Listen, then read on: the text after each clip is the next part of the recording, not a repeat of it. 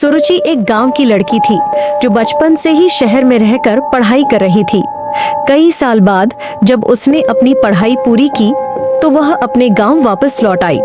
सुरुचि को पुरानी जगहों में जाकर फोटो लेना बहुत पसंद था। जब भी वह गांव आती तो पुरानी हवेलियों में जाकर तस्वीरें खींचती थी।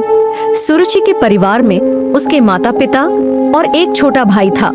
सुरुचि के घर वाले उसकी शादी के लिए अच्छे लड़के और घर की तलाश में जुट गए थे, लेकिन सुरुचि को इन सब में कोई दिलचस्पी नहीं थी।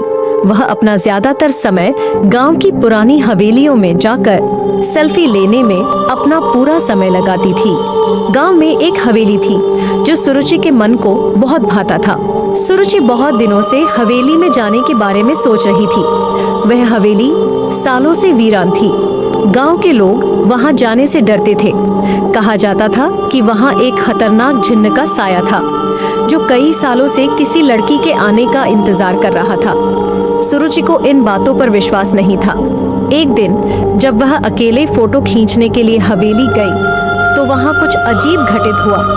सुरुचि जैसे ही हवेली के अंदर पहुंची उसे अजीब सी सरसराहट सुनाई दी। हवेली की दीवारों पर धूल जमी थी और मकड़ी के जालों से छत ढकी हुई थी। अचानक हवेली के दरवाजे खुद बंद हो गए और कमरे में अंधेरा छा गया। तभी एक रहस्यमयी आवाज गूंजी, आखिरकार तू आ ही गई। मैं तेरा इंतजार ना जाने कब से कर रहा था। कौन है यहाँ पर? कौन है? सुरुचि डर गई, लेकिन उसके शरीर पर अजीब सा असर होने लगा। उसकी आंखें लाल हो गईं और वह जैसे किसी अदृश्य शक्ति के वश में आ गई। हवेली में मौजूद जिन्न ने अपनी काली शक्तियों से उसे अपने नियंत्रण में कर लिया। अब सुरुचि हर रात उस हवेली में जाने लगी और अजीब अजीब जगहों पर फोटो खींचने लगी। उसकी तस्वीरों में अक्सर अजीब आकृतियां नजर आती, लेकिन जब भी वह दिन में उन्हें देखती तो सब सामान्य लगता। इस बीच सुरुचि के घर वाले उसकी शादी की तैयारी में लगे थे। गांव के एक लड़के से उसकी शादी तय कर दी गई। शादी के 2 दिन बाद सुरुचि ससुराल चली गई। पहली रात तो सब कुछ ठीक था, लेकिन उसके बाद अजीब घटनाएं होने लगी। रात के समय जब उसका पति सो जाता तो सुरुचि अचानक उठकर हवेली चली जाती। ये सिलसिला रोज रात होने लगा। उसकी चाल अजीब लगने लगी और कई बार वह बिना पलक झपकाए घंटों खिड़की के बाहर देखती रहती। एक रात उसकी सास ने उसे आधी रात को बाहर से आते हुए देख लिया। पहले तो सास ने सोचा कि बहू यूं ही टहलने गई होगी, लेकिन फिर उसने गौर किया कि सीमा के हाव भाव सामान्य नहीं थे। कुछ ही दिनों में सुरुचि के पेट में बदलाव दिखने लगा। सिर्फ 7 दिनों में उसका पेट इतना बड़ा हो गया जैसे वह 7 महीने की गर्भवती हो। ये देखकर सास और पति दोनों हैरान रह गए।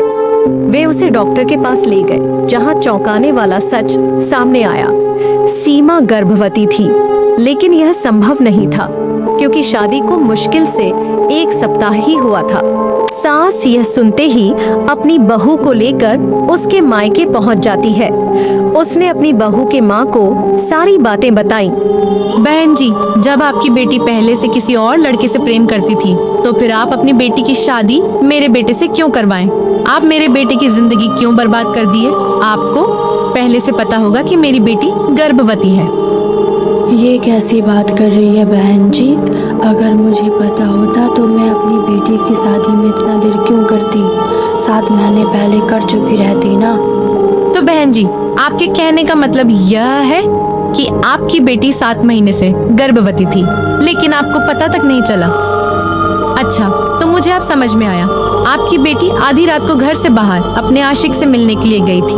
आपकी बेटी अपनी जिंदगी बर्बाद तो कर ही ली और साथ में मेरे बेटे का भी जिंदगी बर्बाद कर दी। ऐसी बेटी ऊपर वाले किसी माँ को ना दे। बहन जी, 1 मिनट, आप ये सब क्या बोले जा रहे हैं? थोड़ा संभल कर बोलिए। मेरी बेटी है वो। मुझे अपनी बेटी पर पूरा विश्वास है। जरूर कोई और बात है जिसके कारण ऐसा हुआ है। इन सारी बातों को वो जिन भी सुन रहा था।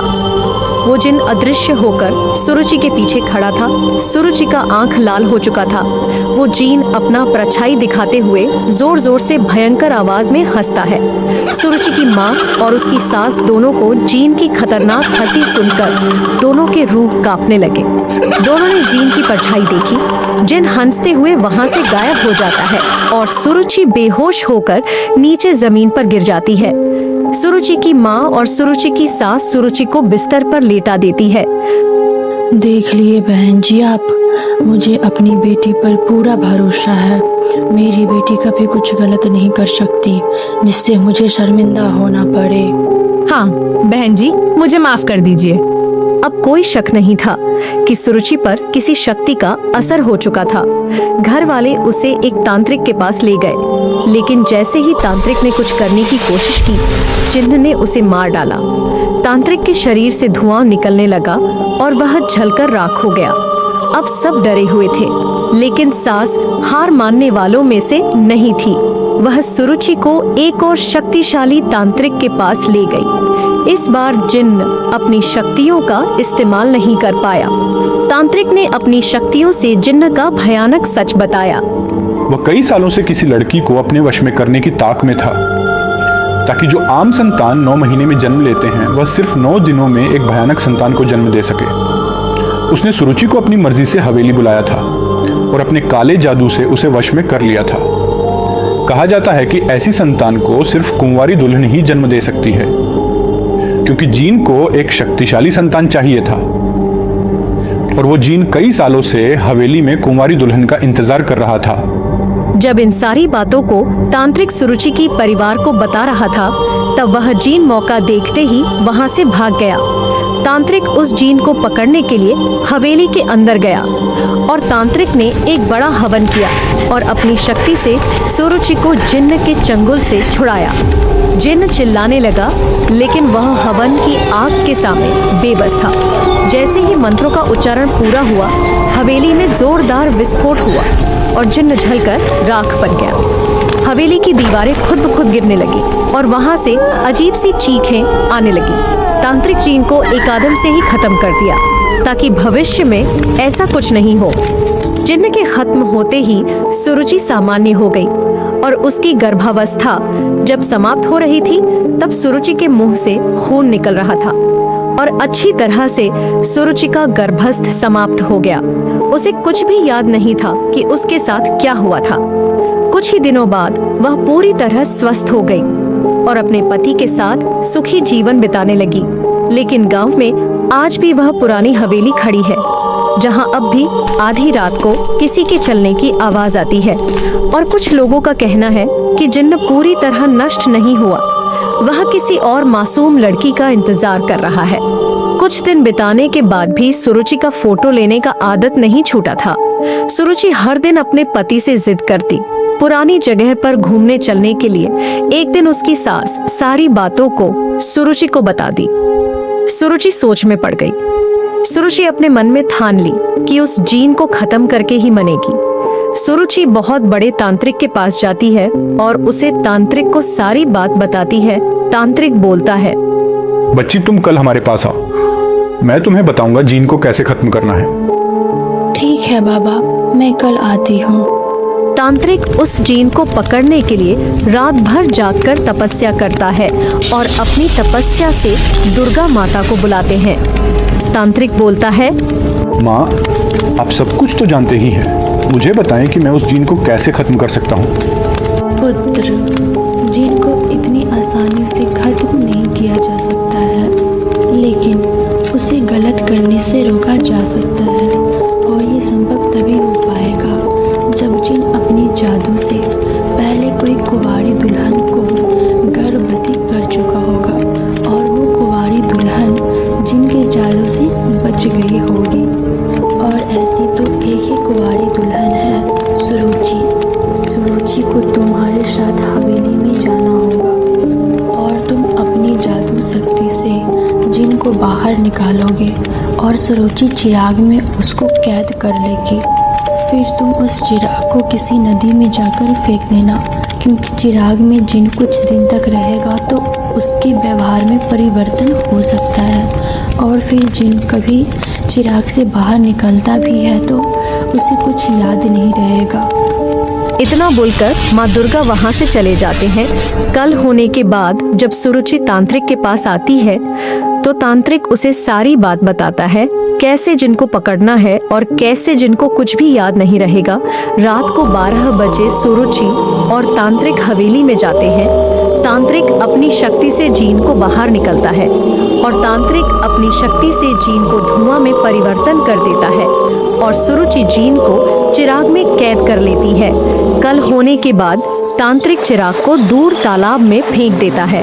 अब गांव में शांति थी और किसी को कोई डर नहीं था। बच्चे खेलने का जगह बना लिया था उस हवेली को। ये कहानी है एक छोटे से गांव की जो शहर से दूर जंगल के किनारे बसा हुआ था। इस गांव में एक लड़का रहता था जिसका नाम था राहुल। राहुल के दादाजी एक रात जंगल में खो गए थे और अगले दिन सुबह वो एक पेड़ से लटके मिले थे। गांव वाले कहते थे कि दादाजी को किसी डायन ने मारा है। राहुल को अपनी आंखों पर यकीन नहीं होता था। उसे लगता था कि कोई और ही वजह है उसके दादाजी की मौत की। एक रात राहुल ने हिम्मत करके उसी रास्ते से जंगल में जाने का फैसला किया जिस रास्ते से उसके दादाजी गए थे। रास्ते में उसे एक पेड़ मिला जिसकी शाखाएं बहुत ही अजीब तरह से उलझी हुई थी। तभी जंगल में एक औरत की हंसी सुनाई दी। राहुल डर के मारे वहीं जड़ हो गया। उसने देखा कि एक औरत उस पेड़ के नीचे खड़ी थी। औरत का चेहरा बहुत ही डरावना था। उसकी आंखें लाल और बाल बिखरे हुए थे। औरत ने राहुल को देखा और उसकी ओर बढ़ने लगी। राहुल के पैर कांपने लगे। वो वहीं से भाग निकला। अगले दिन गांव वालों को राहुल की हालत देखकर दया आ गई। वो समझ गए कि राहुल ने भी उसके दादाजी की तरह कुछ देखा है। राहुल की हिम्मत बढ़ाने के लिए गांव वालों ने फैसला किया कि वो सब मिलकर उस डायन को ढूंढेंगे और उसे खत्म करेंगे। गांव के सभी जवान उस रात जंगल में गए। वो लोग उस पेड़ के पास पहुंचे जहां राहुल ने उस औरत को देखा था। तभी जंगल में हवा चलने लगी और पेड़ की शाखाएं डरावनी आवाजें निकालने लगी। वो लोग डर के मारे वहीं से भाग निकले। तभी उस पेड़ से वो औरत निकली जिसकी आंखें लाल और बाल बिखरे हुए थे। वो औरत गांव की ओर बढ़ी और जैसे ही वो गांव के पास पहुंची उसकी आंखें खुल गई। ये वही औरत थी जो गांव के बाहर रहती थी और सबको डर दिखाती थी। वो असल में किसी को नहीं मारी थी। वो सब गांव वालों को डराने के लिए करती थी। वो औरत असल में गांव के बाहर रहती थी और सिर्फ लोगों को डराती थी। किसी को कोई नुकसान नहीं पहुंचाया था उसने। सब गांव वाले उससे घबराने लगे और कुछ ही दिनों में वो गांव छोड़कर चली गई। राहुल के मन में अब भी डर था, लेकिन गांव वालों ने उसे हिम्मत दी। अब राहुल हर सुबह उसी रास्ते से जंगल में जाता जहां उसके दादाजी गए थे। वो उसी पेड़ के नीचे बैठता और अपने दादाजी को याद करता। एक दिन जैसे ही वो पेड़ के नीचे बैठा, उसने सुना कि पेड़ की शाखाएं सरसराहट की आवाज कर रही हैं। राहुल घबरा गया और पीछे मुड़ा तो क्या देखता है, पेड़ की शाखाओं के बीच बंधा एक कागज का टुकड़ा। वो कागज का टुकड़ा लेकर राहुल घर आया और उसे पढ़ा तो उसके होश ही उड़ गए। कागज में लिखा था, डर मत, मैं तेरे साथ हूँ। राहुल को लगा जैसे उसके दादाजी उससे बात कर रहे हो। उस दिन के बाद राहुल के अंदर कोई डर नहीं रहा। वो बड़ा होकर एक बहुत ही बहादुर जवान हुआ और वो अपने गांव वालों की हमेशा मदद करता रहा। राहुल को लगा जैसे उसके दादाजी ने उसकी कमी को महसूस किया हो। वो उस कागज के टुकड़े को बहुत संभाल कर रखने लगा, मानो वो उसके दादाजी का एक अंश हो। जैसे जैसे राहुल बड़ा होता गया, वो और भी साहसी होता गया। जंगल उसके लिए अब डरावना नहीं, बल्कि एक दोस्त की तरह था। एक दिन राहुल को जंगल के एक अलग कोने में कुछ चमकता हुआ दिखाई दिया। वो देखने गया तो क्या पाता है, पेड़ों के बीचों बीच एक छोटी सी गुफा थी। जिज्ञासा हुई तो वो गुफा के अंदर घुस गया। अंधेरा बहुत ज्यादा था, लेकिन धीरे धीरे उसकी आंखें अंधेरे में दिखने लगी। गुफा के अंदर वो औरत बैठी थी जिसके बारे में गांव वाले कहते थे कि वो डायन है। मगर इस बार राहुल डरा नहीं। उसने हिम्मत करके उस औरत के पास जाकर पूछा, आपको मुझसे क्या चाहिए? तुझे मेरे जंगल से क्या चाहिए? मुझे कुछ नहीं चाहिए, मैं सिर्फ जानना चाहता हूँ कि आप असल में कौन हैं। तब औरत ने अपनी कहानी बताई। वो कोई डायन नहीं थी, बल्कि एक परी थी जिसे जंगल की रक्षा करने की जिम्मेदारी मिली थी। एक बार कुछ लालची लोगों ने जंगल को तबाह करने की कोशिश की थी। औरत ने उन्हें रोका था। तब से गांव वाले उसे डायन समझने लगे थे। औरत ने राहुल को बताया कि उसके दादाजी भी उस जंगल के ही थे। औरत ही उनकी रक्षा करती थी। औरत ने राहुल को एक ताबीज दिया और कहा कि ये ताबीज उसे हर बुरी शक्ति से बचाएगा। उस दिन के बाद राहुल के मन का सारा डर खत्म हो गया। वो न सिर्फ जंगल का बल्कि पूरे गांव का सबसे साहसी लड़का बन गया। राहुल की कहानी पूरे देश में फैल गई। लोग उससे मिलने आते और उससे जंगल के बारे में जानना चाहते। राहुल भी उन्हें कभी मना नहीं करता था। वो जंगल की रक्षा करने के साथ साथ लोगों को भी जंगल के बारे में बताता।